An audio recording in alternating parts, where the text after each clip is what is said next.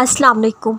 एड़ियाँ रगड़ने से ही ज़मज़म मिलता है। सब्र दुआ अल्लाह पे तवक्कल, तुम्हें वो सब कुछ दे सकता है जिसकी उम्मीद तुम्हें नहीं है। तवक्कल और सब्र से वहाँ से मोज़े बन जाते हैं जहाँ से तुम हारे हुए लौटते हो। अब अगर अपनी मनचाही चीज़ चाहिए, सब्र करना होगा।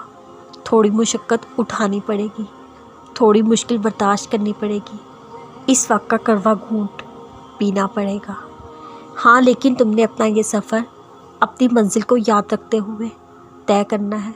हाँ, मेरी मंजिल मुझे मिलकर ही रहेगी और जब भी मिलेगी बहुत खूबसूरत तरीके से मिलेगी। देखना, फिर तुम्हें सफ़र करना मुश्किल नहीं लगेगा। जिन्हें मंजिल से इश्क हो वो रास्ता नहीं देखा करते, वो ये नहीं देखा करते उनके इस रास्ते में कितनी दुश्वारियाँ हैं। उनमें इस मंजिल को पार करने का जज्बा होता है। जब तुम्हारा रब तुम्हारी इस अनथक मेहनत, लगन, सब्र तहम्मुल को देखता है तो वो मोज़े होने में देर नहीं लगा करता। तुम्हारे मनचाही चीज़ से नवाज दिया जाता है। ये कभी मत सोचना तुम जहाँ भी हो, जिस तकलीफ़ में इस वक्त हो, हमेशा ही इस पे रहोगे, या तुम्हारी दुआ अब तक सुनी नहीं गई तो कभी नहीं सुनी जाएगी। अगर ये ख़यालात आ रहे हैं तुम्हारे जहन में तो सुनो, तुमने जब जब दुआ की अल्लाह ने सुनी है। तुमने जिस हाल में दुआ की अल्लाह ने वो हाल देखा है, वो जानता है, वो हर एक चीज़ का इल्म रखने वाला है।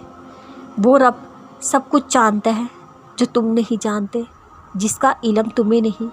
तुम्हारा दिमाग बस एक हद तक सोच सकता है, गैब का इल्म सिर्फ अल्लाह को है। तुम्हारे पलक झपकने से पहले ही अल्लाह कुन फरमाकर तुम्हारी ज़िंदगी का सफ़ा पलटने पर कादिर है। तुम अपनी मुश्किल का सिर्फ एक हल चाहते हो। अरे वो एक क्या, वो तो तुम्हारे सामने 100 रास्ते बना दे। ये जो रास्ते बनेंगे ये सब तुम्हारे तवक्कल से बनेंगे, तुम्हारे सब्र से बनेंगे। कामिल यकीन रखो अपने रब पर। अगर उसने आजमाइश दी, वो इससे निकालने पर भी कादिर है। तुम एक बार उसकी रज़ा को अपनी रज़ा बनाकर देखो। तुम्हारे रास्ते आसान ना हो जाए तो कहना, तुम्हें सब्र ना आ जाए तो कहना, तुम्हें तुम्हारी ज़िंदगी संवरती हुई नज़र ना आए तो कहना, तुम्हारी दुआ कबूल होगी, बहुत बेहतरीन तरीके से कबूल होगी। पता है, ये अजर है उस सब्र का